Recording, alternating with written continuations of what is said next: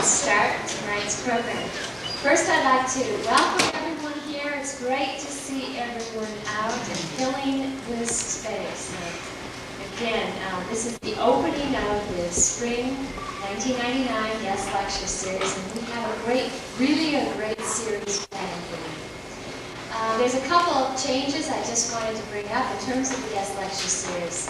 One of the things that we've initiated this spring term is the idea of student hosts, and I have to say they have been a tremendous help in bringing together this series, as well as giving us opportunity for post-reception gathering and pre-lecture kind of evening to sit and talk with the speaker. And they also helped to organize the tea time that preceded the lecture today at 4 o'clock and brought you all down into the gallery. So, first of all, I'd like to thank tonight's student hosts, Sean Antoni, Eric McLevin, Jen Lathrop, and Ryan Page. Thanks very much. And they would like to welcome you all into the gallery immediately after the lecture tonight for some food and discussion. So, additionally, because this is a lecture that's coordinated with the exhibit, Professor Malcolm Cairns has a little treat for us. And this is something that's been provided by Harry Wees Associates. It's a little brochure that encloses within it 10 years of their work in 5 different decade little pages that spread out. So 50 years total, 5 of these. Comes in a nice little packet like this. And if you reach underneath your seat, and you have a little yellow sticky, I guess, you get one. So after the lecture, what does it look like?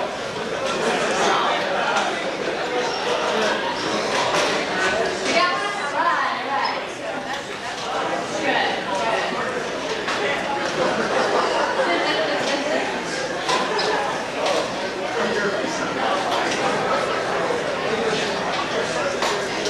All right. I would check those vacant seats too. Anyway, after the lecture, please see Professor Malcolm Cairns, and he'll have this for you. Thank you for bringing those. And then the last thing that I'd like to announce about the series, in addition to the student house this spring, another thing that we are working on is bringing different speakers during different times. One of the things that was proposed from the Student Advisory Council was if we could get some guest lecturers here to actually have a workshop and then maybe follow that workshop with an afternoon during studio time, like the last hour lecture presentation.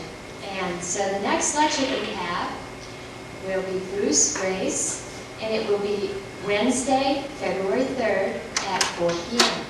And so that's to draw everyone out who cannot make it out on a Monday night at 8 o'clock, so that they can engage in this as well. So, thanks for being here. Welcome to everyone. And now to introduce tonight's speaker, Professor Harry Eggink.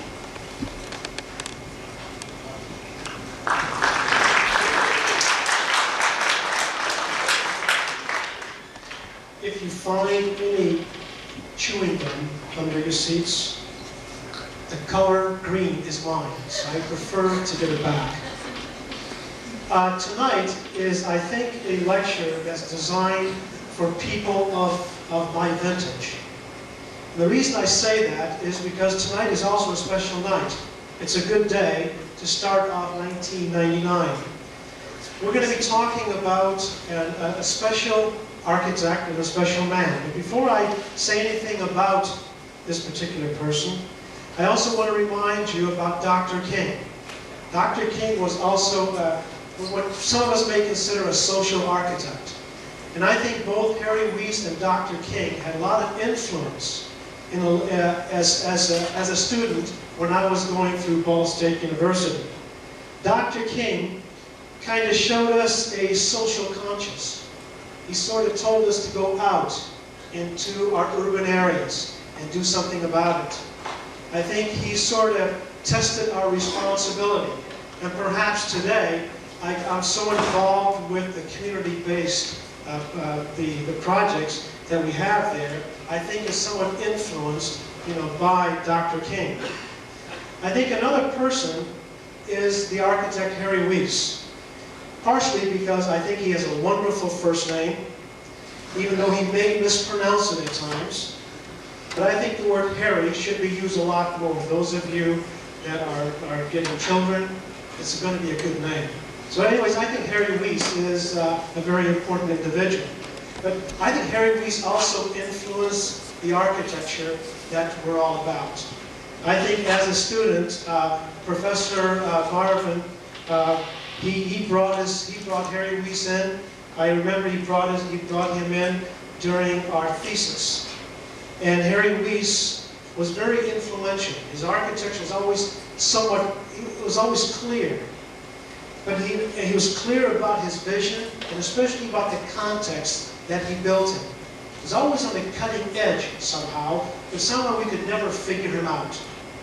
And I think that's the way I think his architecture was what it was all about as far as I was concerned at that time. He had a good understanding of space, and particularly he had a good understanding of materials. Tonight, we have the honor of having a person that started his education at the University of Cincinnati in 1965 and made a very good move early on to start working for a person like Harry Weiss. He'd been working for him for over 30 years, and he has worked in a lot of the projects. And during supper tonight, we asked him about how it was to work with a person like Harry Weiss. And I think he'll tell us a lot about that. But I think also he's going to produce and show us a body of work which I think any firm would have very much an enjoyment of having that as their body of work. Not only as the new architecture that they were able to invent, but also having the possibility of the opportunity of working with all these different kinds of projects. And also, I think part of Dave's expertise is in the area of transit architecture. And I think that firm also had the opportunity of transforming a major city, a metropolitan area of our time, naming Washington. So without any further introduction, I'd like to present David Munson, who's here from Chicago and one of the principals of Harry Weiss and Associates. Thank you.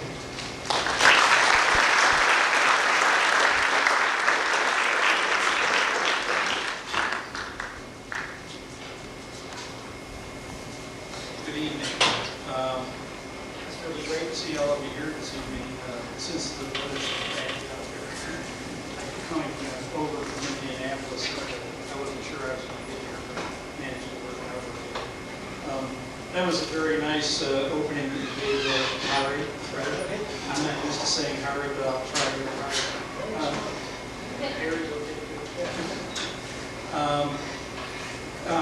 There's a lot to say about Harry Weiss, and I think a lot of it, what I have to say, I'll say through some images that I brought along with me. But there's some other things to say about him that kind of preceded him beginning to practice, which this whole exhibition is about. He started out at MIT and went to school there for 3 years. And then he transferred to Yale, and he went there for 1 year. And while he was at Yale, his roommate of all people was Errol Saarinen.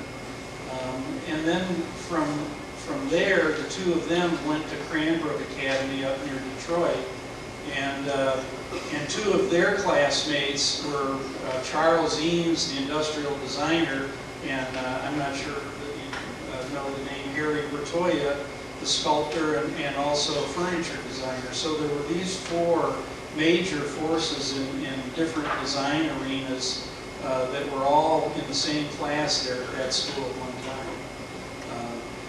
So he worked at Skidmore for I think about 3 years after the Second World War. He was in the Second World War, and he likes to tell people that he's an engineer, but he was really an engineer on a destroyer. Not a real engineer, not what we think of as an engineer. And then he started his own business in 1947, and that's kind of where this whole thing takes off from. But I think with that, I'll just try to do this here.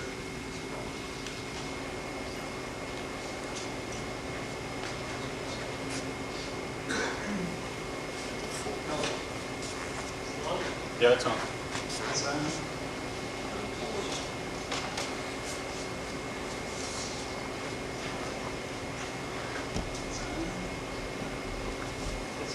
It's on, but it's out of here.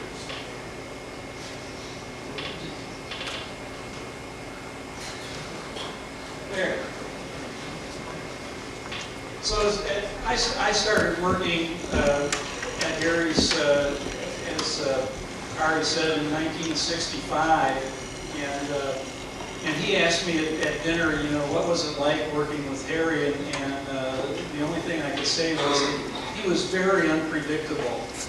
Not only in the buildings that he designed, but in his whole thought process. You really couldn't quite predict what it was that he was going to do next. And as a young person starting out in the field of architecture, along with a lot of other people, we kept trying to second guess him, and invariably, whatever we guessed, he'd go the other direction.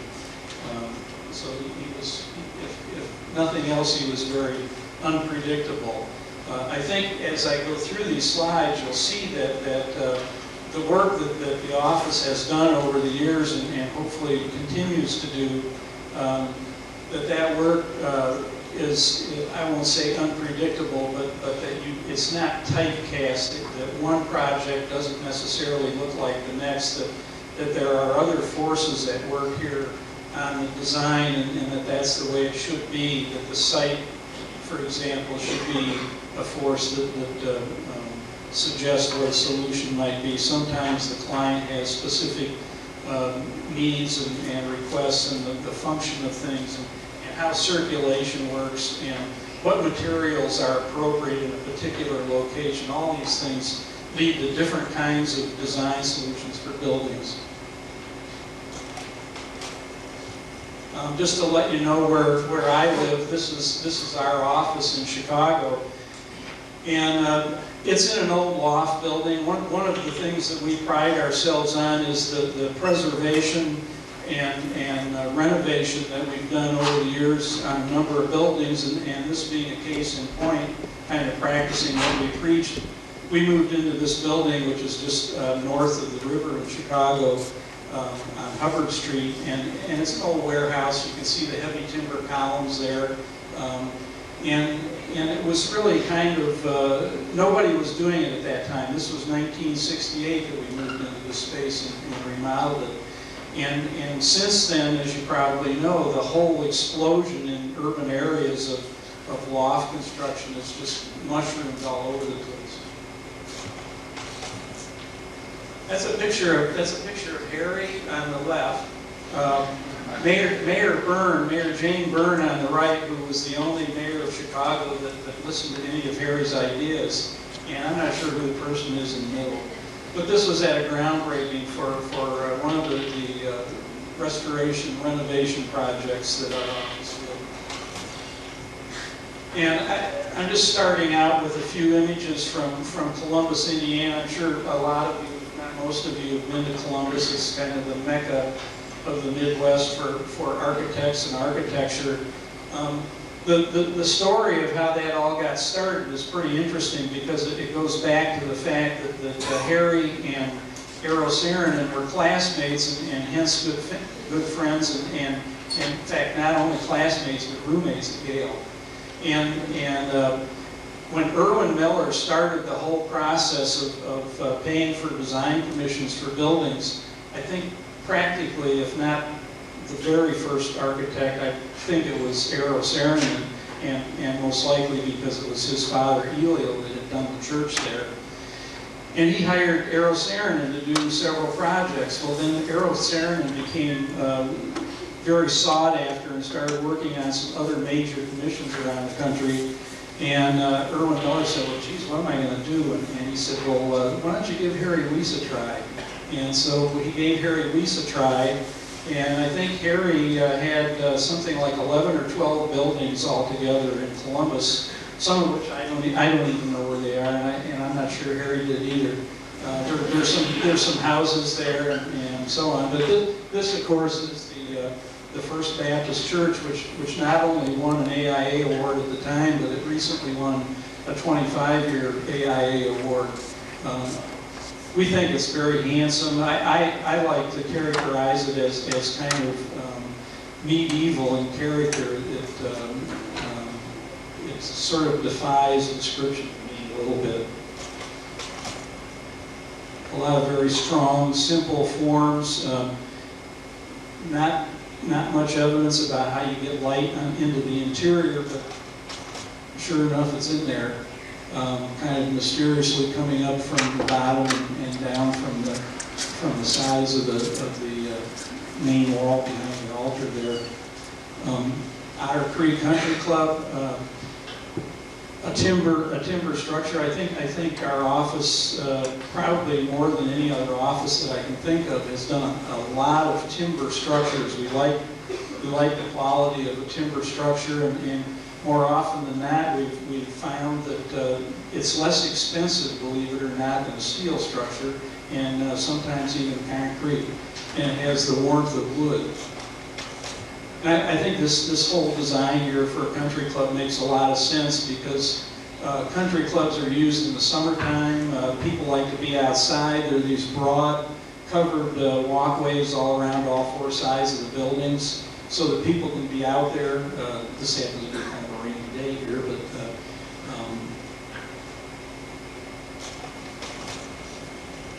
in the Northside Junior High School, which is completely different than either of the other two. I don't know, is that a little out of focus? Better? The whole idea for this building really emanated from driving around Chicago and looking at all these old industrial buildings that were built back in the late 1800s. And with the flat arched windows, deeply recessed glass, and quite handsome, I think.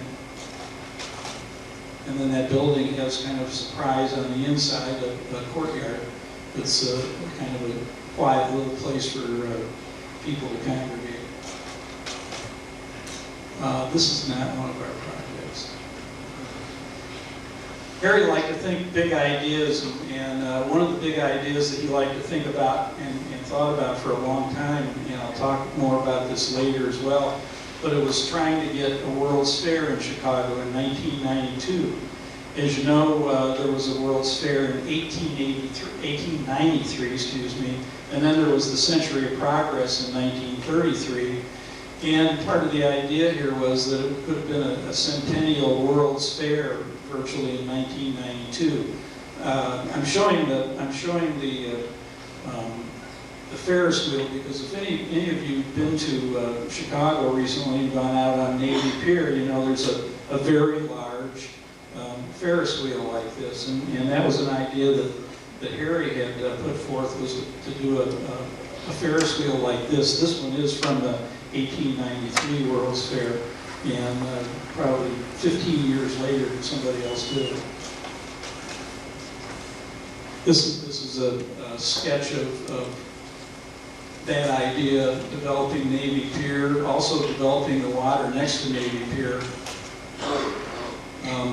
Developing things in the lake. You see up there on the far right the idea of putting islands in the lake.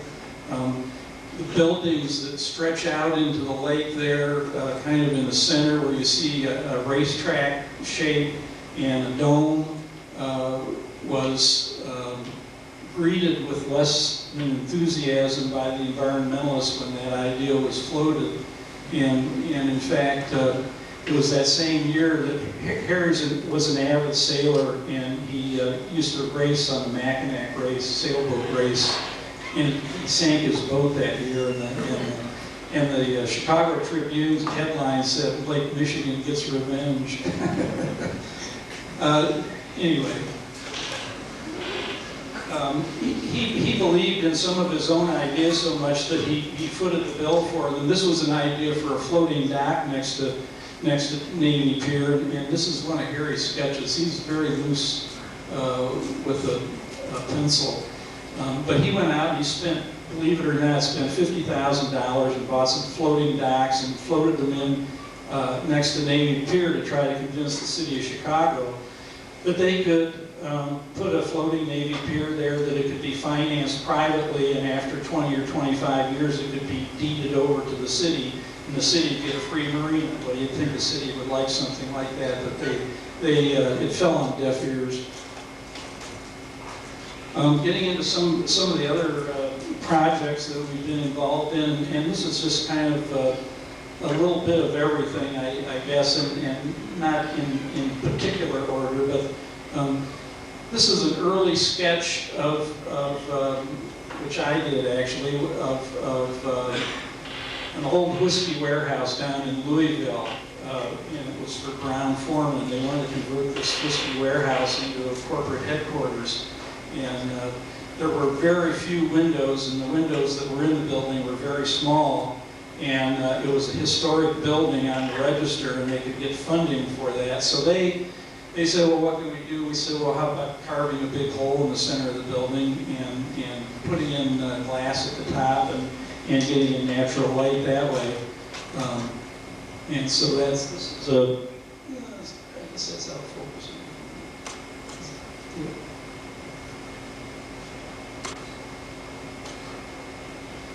This is before it was finished, so you see a lot of blank walls there, but you kind of get the idea.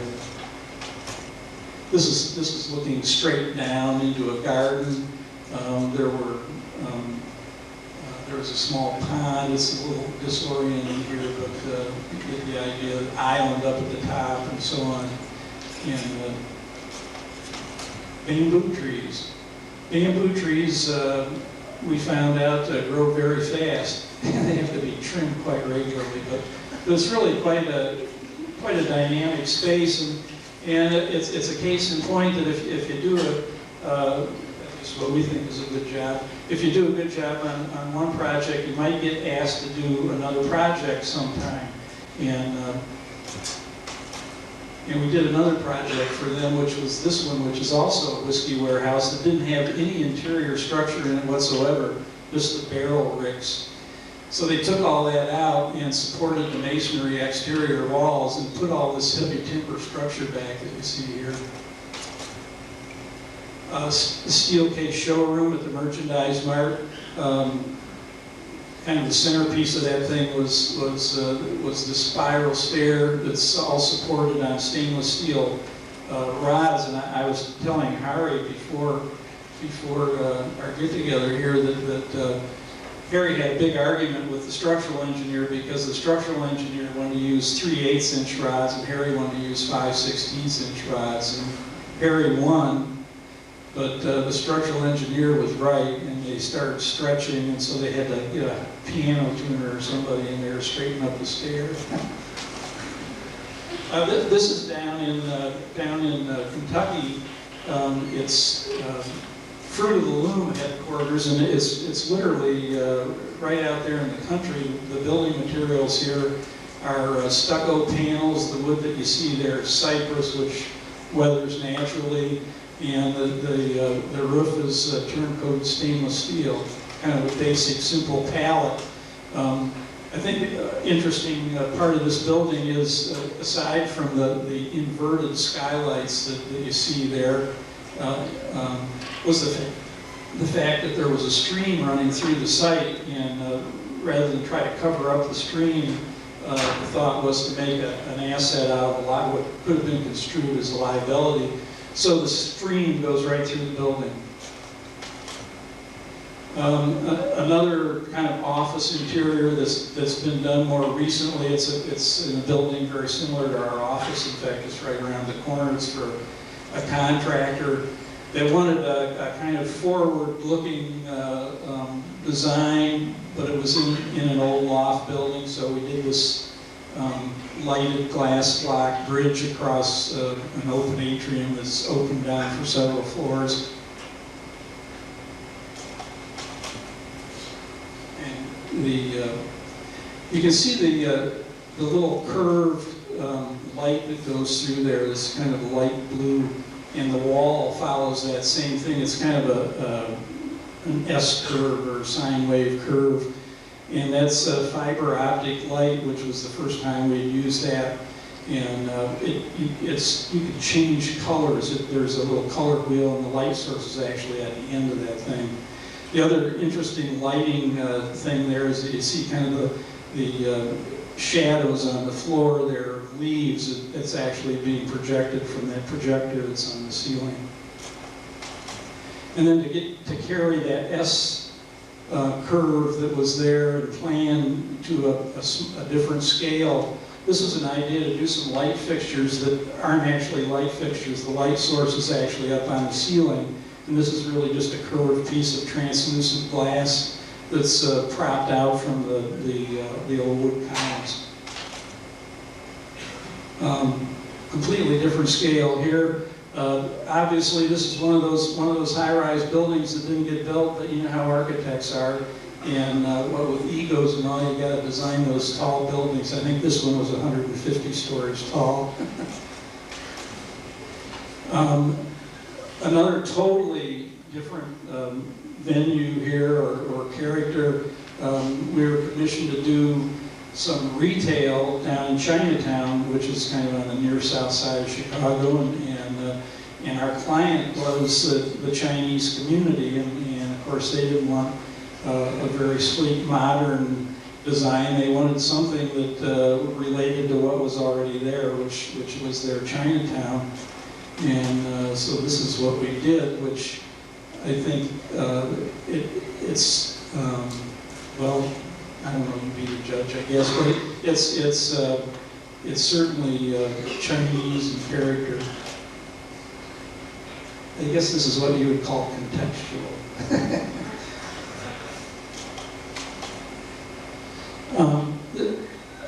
I was talking to a student earlier here today, and also Harry said that there seem to be a number of students that have gotten involved or interested in transit-related projects. This was an idea that was developed in about 1970 for how to load and unload airplanes. I know every one of you have ever gotten off an airplane, you get sick and tired of standing and waiting for everybody to get their bags and their coats and their hats and all that crap and get off the plane. The idea was an over-wing loading machine, if you will. And it's designed to go up and down and back and forth, and all those little black things are potential entrances into the airplane. And the idea was that you could unload the airplane for maybe 3 or 4 points instead of putting 200 people through one door. I think it's a great idea, and someday somebody will do it. The idea is that whole space there was then the waiting room. A university project on the other end of the United States. This is at Stanford University. Again, a heavy timber building. Stanford, as you probably know, is in a pretty severe seismic zone there in Palo Alto, and in fact they've had major damage to some of their buildings over the years. They had some rules and regulations about the design vocabulary that you could use. There had to be a red tile roof. The color of the building had to be pretty much what you see here and so on. But the idea of using a heavy timber structure is very compatible with the seismic zone because timber is very limber and it will give with movement. So it's also all naturally aspirated, which I think is a pretty important part to this building. Palo Alto is in a very temperate climate, so you don't have real wild swings of temperatures. So there's, when I say naturally aspirated, it doesn't have any air conditioning and doesn't need any air conditioning. And all of those window openings, which you'll see are kind of random, also have sliding shutters that you can either have open or closed to control the sun. And then the whole corridor system is designed as kind of a chimney so that you get a lot of cross ventilation through the building. This was an engineering building, and engineers are pretty particular about things like mechanical systems, and they just love the building. So, another image.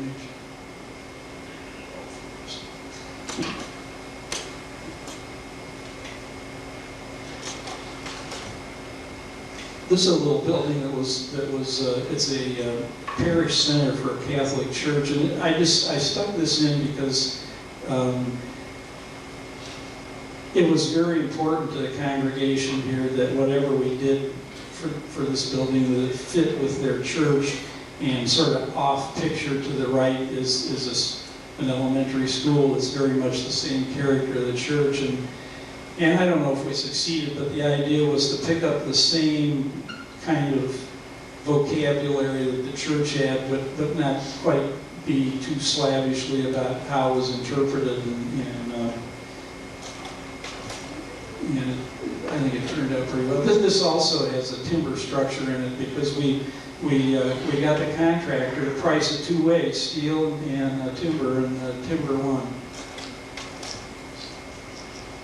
I didn't realize I had so many timber structures in here. This is a little library in Carbondale, Illinois, and you can see the inverted skylight. When I say inverted skylight, the center roof area, maybe it shows better on this slide.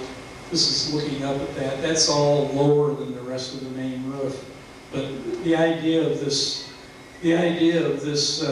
library, it's a small public library. The idea was that it would be planned in such a way that one person could be at the charging desk and they could monitor the entire library. So it was on kind of half levels.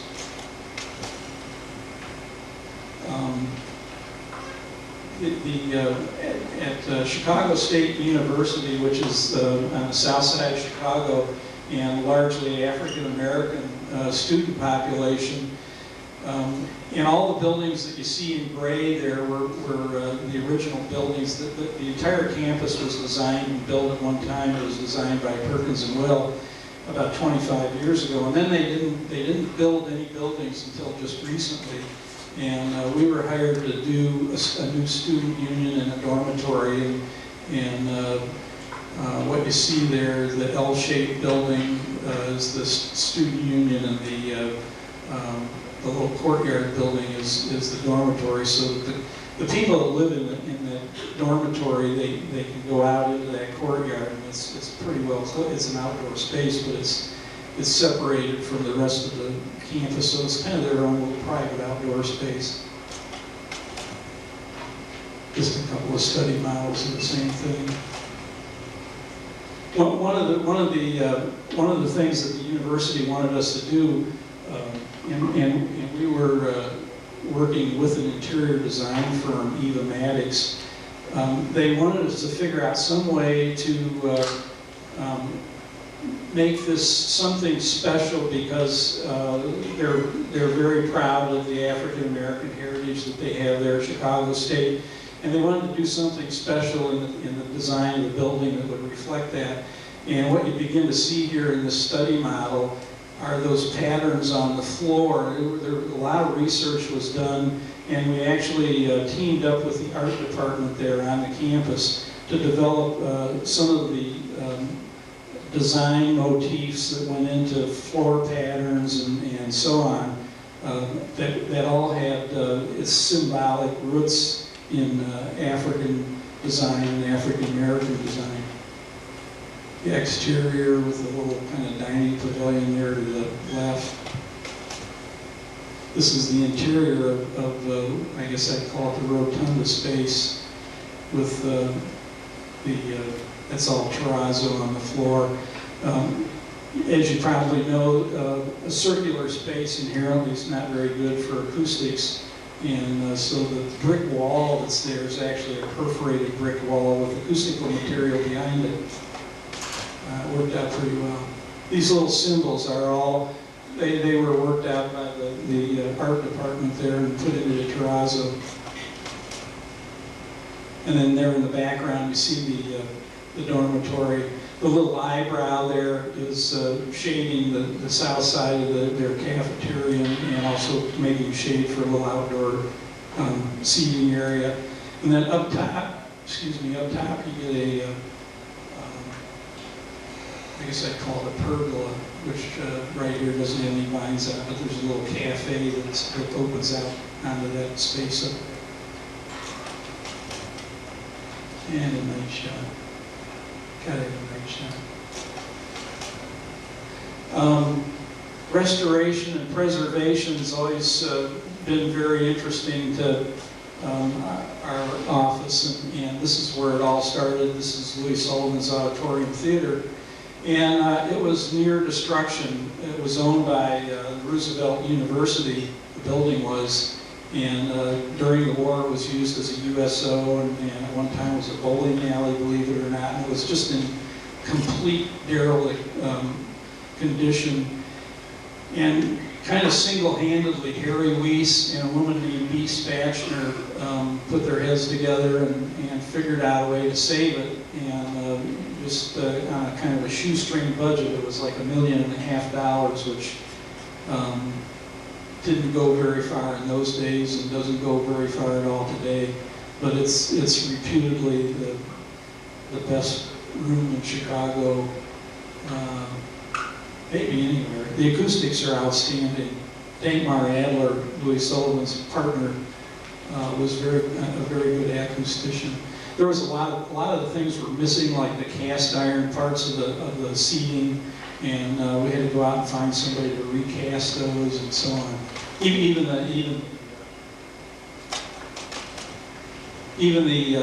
the lights are all carbon filament lights, and those were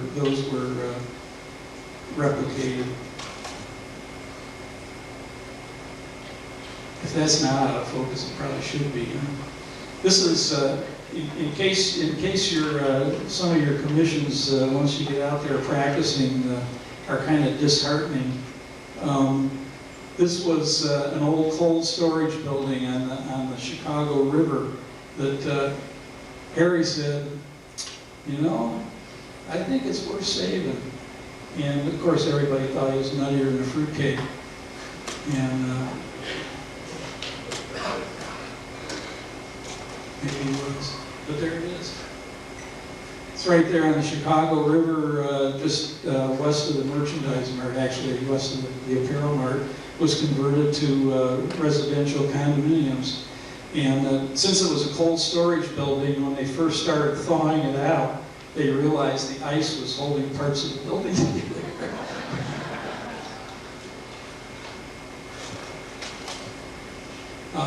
Another restoration project of a different kind. You don't always get to work on buildings, even if you might want to. This is the taking apart and putting back together of Buckingham Fountain, which is in Grant Park in Chicago. You can kind of see way off to the left there, the Standard Oil building.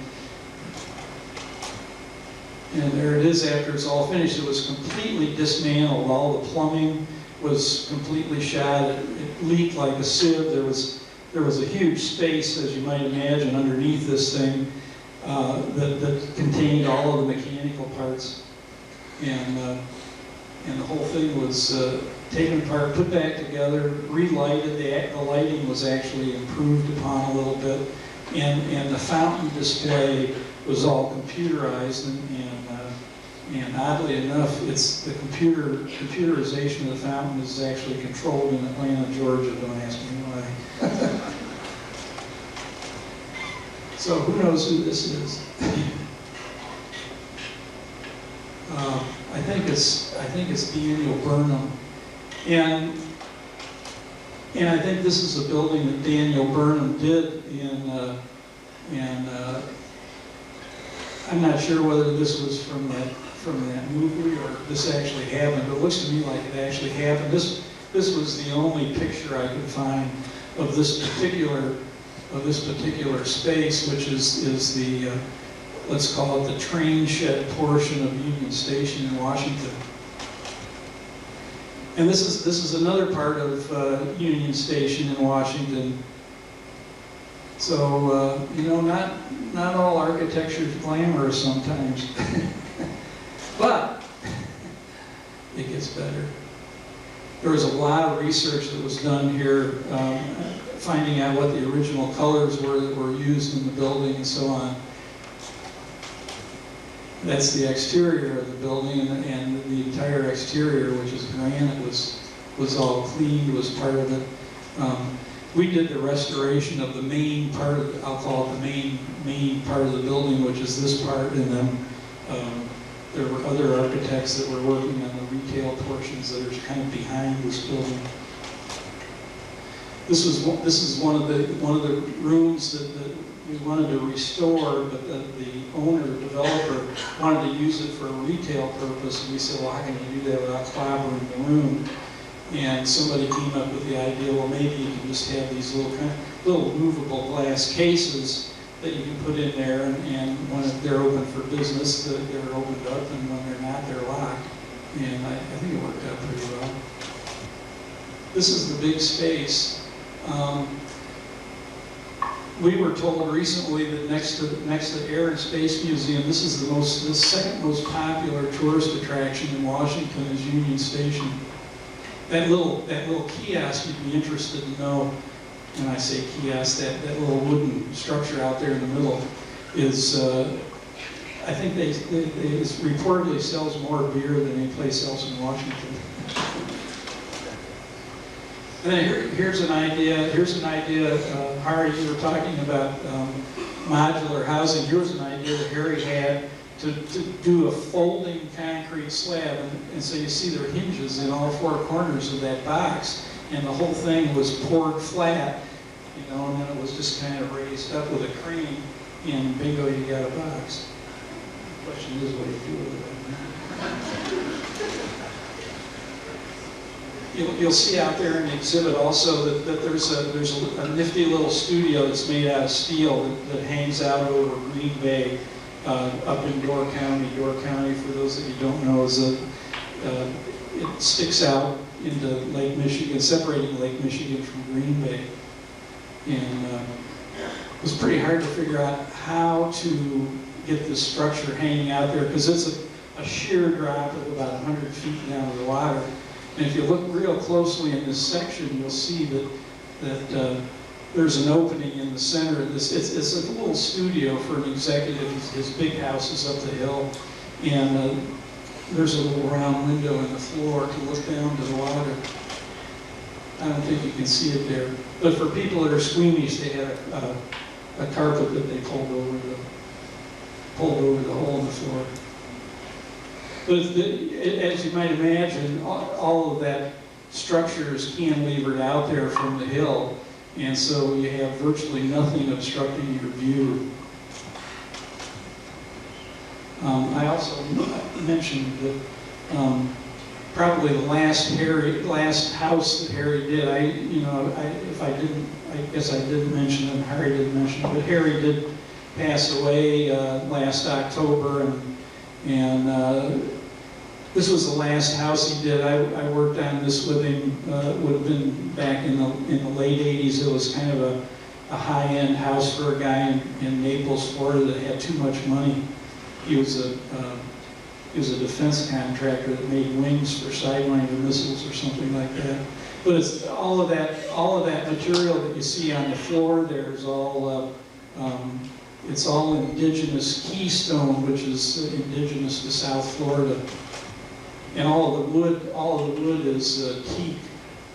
And the owner built this stair himself. It's all statuary bronze and aircraft stainless steel cables and so on. The little incised balconies in the bedrooms upstairs, so that you had kind of a sense of enclosure there. He also collected Ferraris. I think he had four 4 exotic Ferraris in his garage. This is another house. I guess I'm talking about housing right now, aren't I? This is on Lake Michigan, just north of Chicago, and the idea here was that it was on an old U.S. Steel site, which oddly enough was not polluted. It was a rolling mill, and the idea here was that you could carve out a nice kind of marina and have houses all along that marina, and virtually every owner could have a boat slip that could go right out into Lake Michigan. That's just their part of the clubhouse. This never got built. Another kind of housing, which is right next, if you look on the left side, there's that old cold storage building. We call these the river cottages. There are 4 houses there that were sold. The interiors were just shelved, and the owners hired their own architects to finish the interior however they wanted.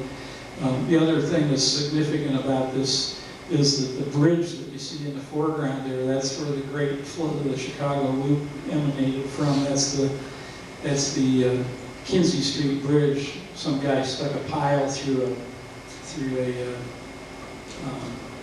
tunnel that was a freight tunnel, and it flooded every basement in the loop. Very expensive. There's another picture of the same project.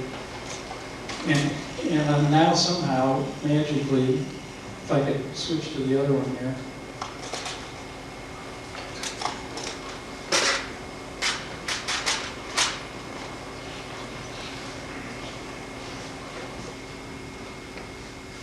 Turn it off.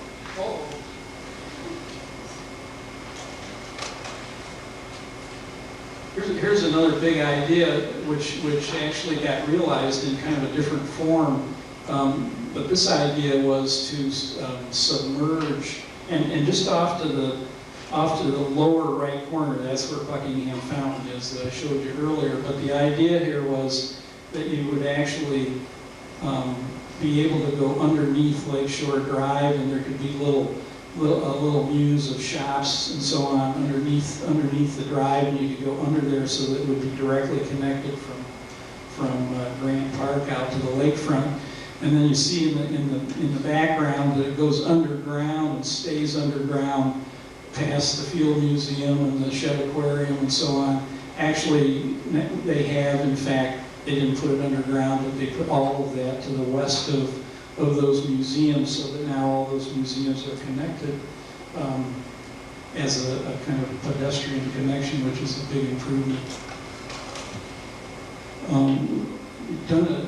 Also did a number of theaters, concert halls, and the like. This happens to be in Milwaukee. It's the Milwaukee Performing Arts Center. I should say that this is made out of travertine. Don't use travertine in cold climates. The idea that you can get some playful things happening in the circulation spaces along the sides of the main room of the concert hall. And the concert hall, the thought was it needed to be opulent, but it didn't want to be opulent in too ornate a way, and also all of those kind of irregular surfaces that you see there were designed in mind with the acoustics in mind, so that really the acoustics start to enter into the aesthetics of the concert hall. This is a more recent, very small scale. It's a congregation at time. It's a synagogue near Chicago that's just nearing completion now, but it was an old church that was purchased by this Jewish congregation, and the center part that you see there where the seating is all the sanctuary that there was, but they wanted to be able to have that expandable. So we put a whole ring of educational classrooms around there. The interior ring can open to that, so that during high holidays, which happen several times a year, they could have a big sanctuary. And it's sort of what it might look like. Sort of what it does look like.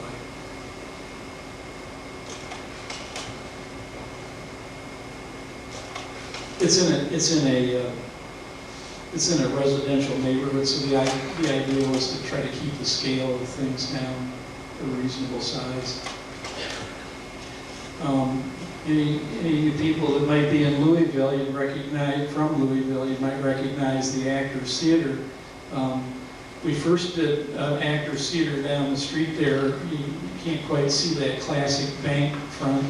And then we did another one subsequent to that, along with a parking garage. This is all in historic part of downtown Louisville. And the building in the foreground there is the parking garage, which provides an ongoing stream of income for the theater. And a sketch of the theater that we did more recently, which is kind of a black box theater in the round, which looks like that.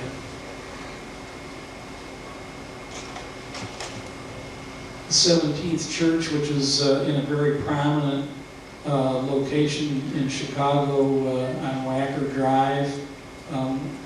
It's on a corner and it's right next to a lot of tall buildings, and so the design problem, at least as I see it, is how do you do something that's strong enough to stand up to buildings that are way bigger than you are, and also how do you turn the corner in a meaningful way. And I think it does it pretty well, and the bottom part of it's cut away here so that it kind of at least visually gives back some of the space at street level to the pedestrian. That's the interior of that church.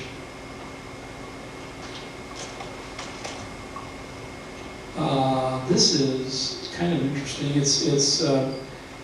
We like to do competitions once in a while, even though we never win.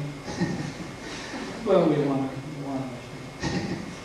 But this was a competition for a library in Anchorage, Alaska. And Anchorage is in a very severe seismic zone. And one of the problems was, how can you design a building that would be earthquake-proof, number one.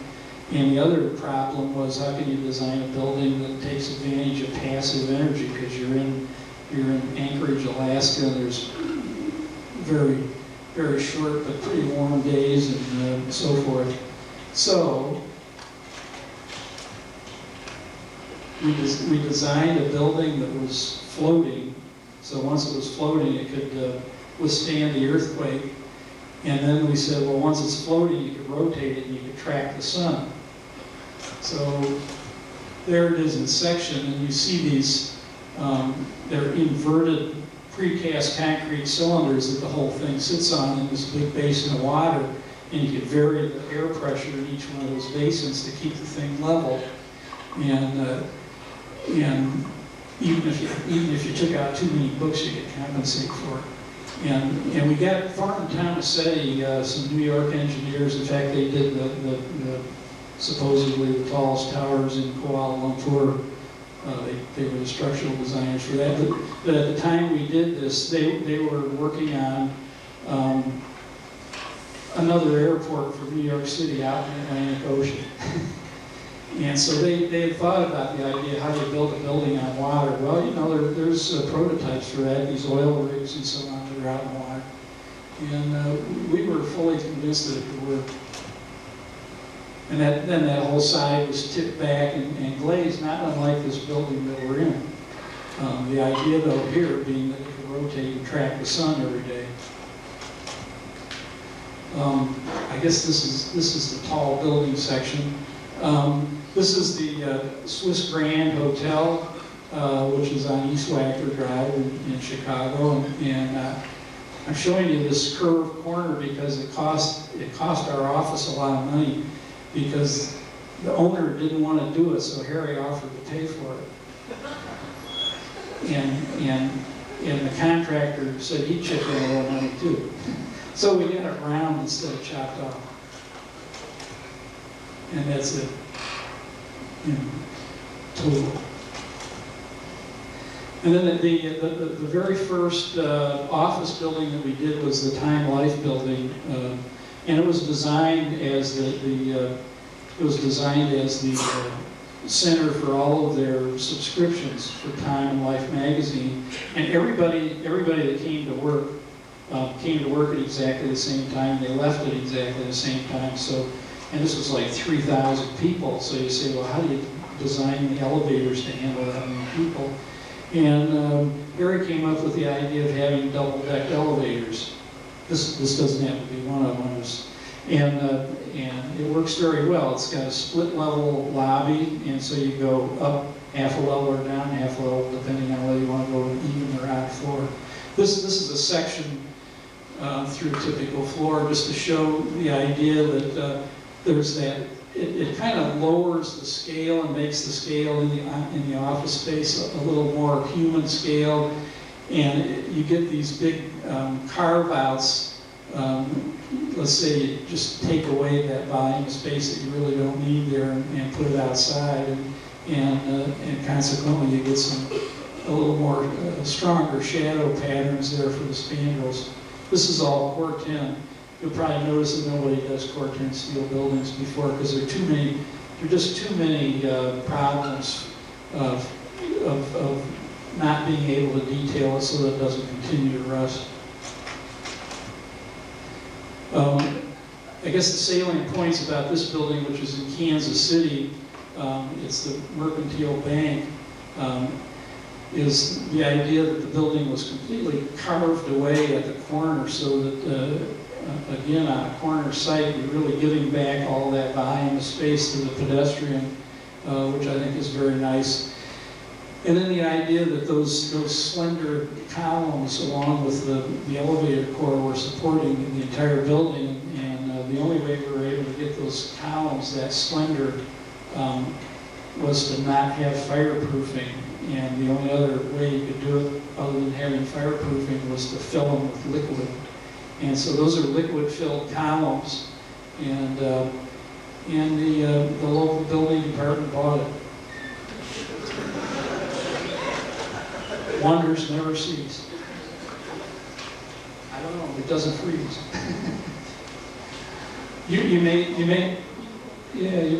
think that this might be a typical plan for a hotel. It sort of is, but in fact, this is one of our most successful residential projects.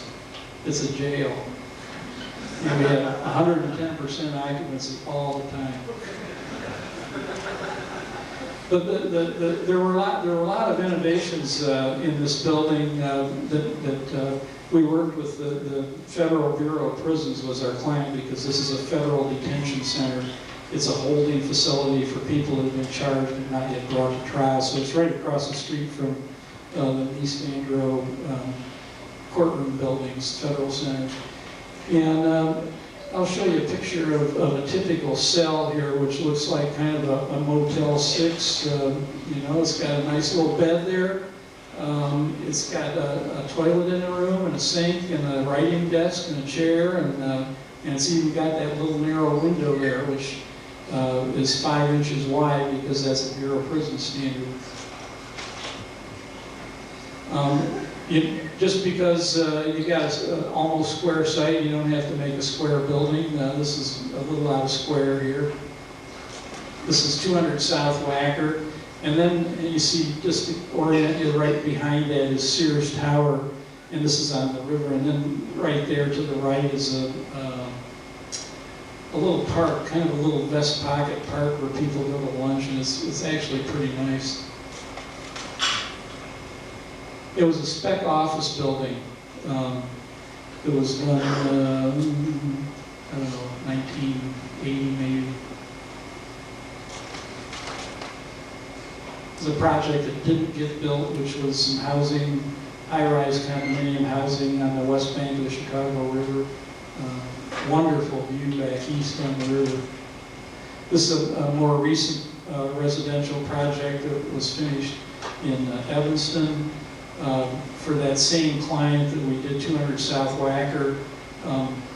The city of Evanston suggested, and we were heartily in favor of doing something at the base of the building that at least made the scale of the base of the building more consistent with the other buildings around it, which were small 1- and 2-story retail buildings. So the idea that was clad in brick.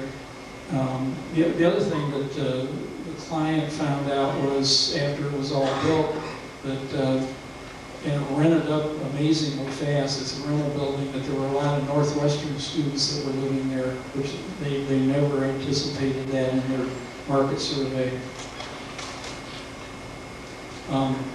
This is a context that you'd be hard pressed to fit into. This is in Tokyo, and I won't say that we fit into it, but this is U.S. Embassy housing. And you see those kind of 3 taller sawtooth buildings in the center, and then some smaller buildings around the perimeter. This is for all of the embassy people that are living and working in Japan. The interesting thing about building a building in Japan is that their technology isn't exactly like ours, and they have a lot of other requirements. One of which is you have to do very complete shadow studies to make sure you're not casting shadows on any of your neighbors, hopefully, and not too many on yourself. So the shapes of these buildings, if they look a little unpredictable, part of that stems from the fact that the buildings are trying to get out of their own way as well as not cast shadows on their neighbors. The other thing that we found was interesting, because when you do work for the State Department, you have to use as many American products. If you're building overseas, you have to use as many building products that are American as possible. So we said, well, a natural thing here is to do drywall on the inside. Well, the Japanese workmen didn't know how to use drywall, so we had to send a whole team from USG over there to teach drywall 101. The exterior, this again is in a seismic zone, and it's a steel structure which is very limber and better than concrete. And all of those panels you see there are stucco, and the little black lines are big, I think they're about 3-inch wide rubber gaskets, so the whole thing is limber and can move around, and they have had earthquakes since it was built, and it's done quite well. And then, of course, there had to be a Japanese garden, and it made a lot of sense to hire a local Japanese landscape architect that in that case, they not only design the garden, they do it. They built it, they placed the stones. Some of Harry's sketches, conceptual sketches for a three-way competition that we had with Mitchell Jurgala and Caesar Pelli for an office building in West Los Angeles.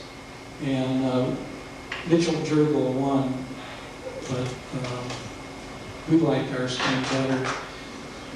The little thing in the foreground there, which I thought was kind of nifty, was there was a little part of the program requirement was for retail, and it was the client whose name was Kambiz Hekmat was from the Middle East, so we thought we'd make that sort of kind of irregular, mysterious space, circulation space in there. It was kind of Middle Eastern, or at least we thought it was.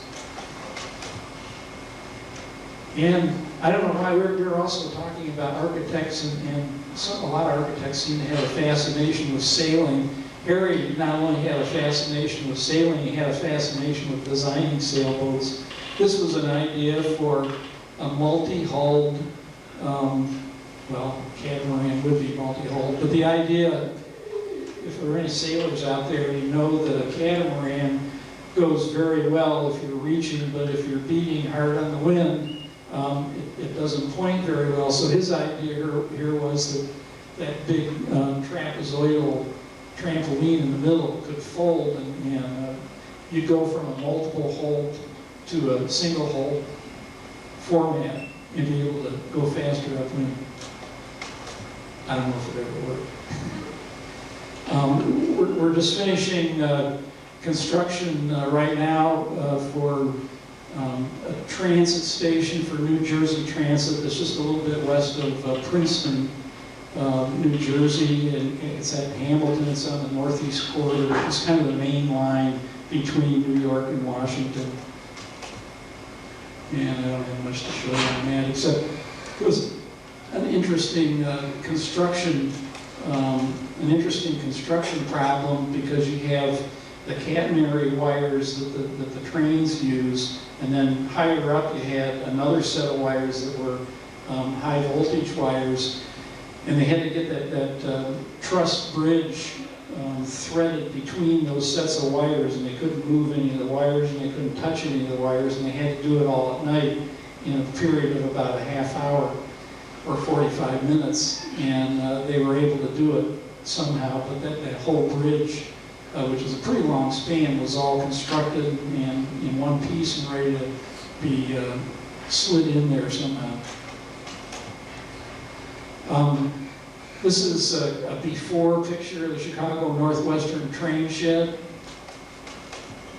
A rendering just to show you what the scope of the project was. You might recognize the building way on the left as the Helmut Jahn building, which replaces what would have been the original head house for the train station. And the part that we worked on is everything north of that, which is the 3-block long brick structure. Don't forget to put expansion joints in long buildings. The guy that designed this originally had one expansion joint. The building's 900 feet long. And you can imagine the cracks that started to develop in all this masonry. It was a nightmare to repair all this masonry. And then the interior on the upper track level, we pretty much completely redid with a new structure. It was based on a tipped truss, which is not dissimilar to the structure at the United Terminal that Helmut Jahn did. And the tipped truss running out the platform tracks, which would be on your left here, enabled us to take out every other column along the platform, so it made passenger circulation much better. The other thing that was interesting to me about this project is that you had to build it and maintain access to 50,000 people every day. It's a real logistical nightmare. And then there's a suburban concourse on the lower level, which was kind of upgraded and left pretty much the way it had been originally. And then just for yucks, we said, what if you could build on top of all that? and so we did the scheme. This was actually before we did the other job.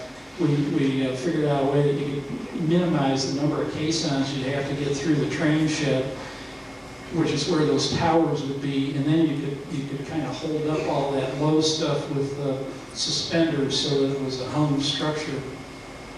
Needless to say, that didn't get built. And then just some odds and ends of some other transit things. Dallas light rail. This is a kind of an open cut, kind of conceptual design. This was an earlier scheme that we did for an underground station in St. Louis. For any of those of you who are from St. Louis, you know that that little light rail system in St. Louis goes through a series of existing tunnels underneath downtown that were built back in the 1870s. It comes across the lower level of the Eads Bridge and goes through these old existing brick tunnels. And we wanted to just keep the tunnel going right on through the station, but didn't work out that way. And then Los Angeles was another area. One of the early studies contemplated putting an aerial structure down Wilshire Boulevard of all places. So we said, God, what can you do? And so we said, well, let's plant some. And another conceptual station configuration there for that. And then finally, Washington. This is pretty much the system as it's been built so far. This is one of the earlier studies when the engineers start telling us, hey, you can't do vaulted structures, you got to do a box structure because it's the cheapest thing to do. So we've looked at ways that you could do a box structure and make it make sense structurally and so on, but really the idea that you could do a vaulted structure made a lot more sense, and you could get the mezzanines in the vault so that you could have surveillance and you could see visually where you were going and where you were coming from. This is a little plan diagram of what the mezzanine finally ended up. You can see the blue arrows are people entering and the orange arrows are people leaving. The idea that you could separate the two kinds of circulation, entering and exiting, on these things. This is a crossing station where you have one station above the other, so you have transfers. That one disappeared.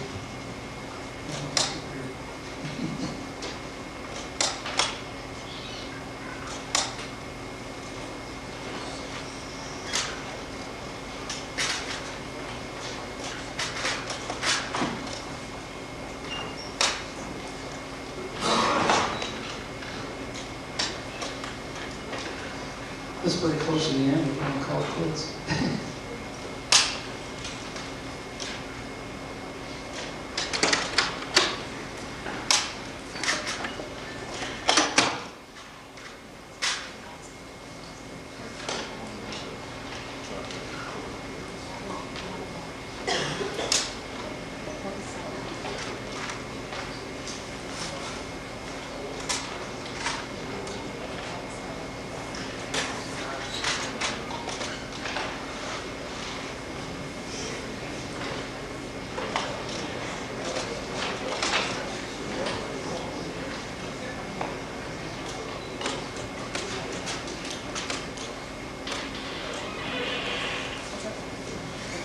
This happens to be DuPont Circle, and in fact, you enter through a very large circle, so there's some symbolism going on there. I guess this is one of the deepest stations in the system that goes down about 90 some feet, so that you get one continuous escalator run down at 90 feet.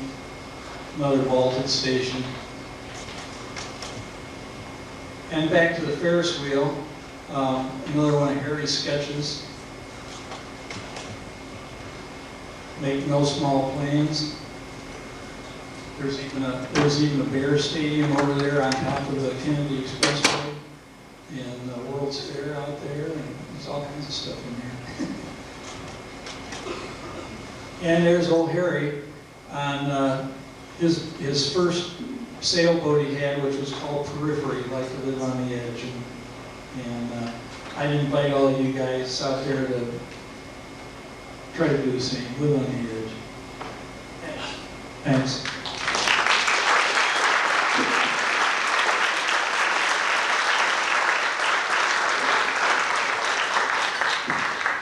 I think there is a reception. Am I right?